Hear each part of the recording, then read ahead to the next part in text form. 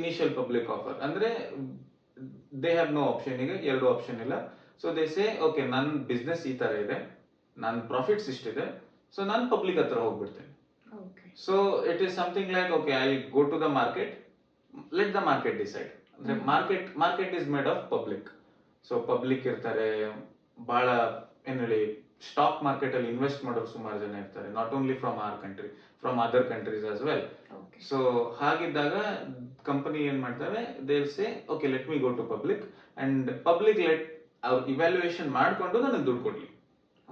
ಅದಕ್ಕೋಸ್ಕರ ಅವ್ರು ಏನ್ ಮಾಡ್ತಾರೆ, ಅವ್ರು ತಮ್ಮ ಪ್ರಾಫಿಟ್ ಅಂದ್ರೆ ಬಿಸ್ನೆಸ್ ನ ಒಂದು ಪಾರ್ಟ್ ಅನ್ನ ಪಬ್ಲಿಕ್ ಕೊಡ್ತಾರೆ, which is called a share. So share business ನ ಒಂದು ಪಾರ್ಟ್ ಅನ್ನ, ಅಂದ್ರೆ even though it is 0.00001%, if you have ಒಂದ್ ವೇಳೆ ನಿಮ್ಮ ಹತ್ರ NSD ಅಲ್ಲಿ ಒಂದು ಶೇರ್ ಇದೆ ಅಂದ್ರೆ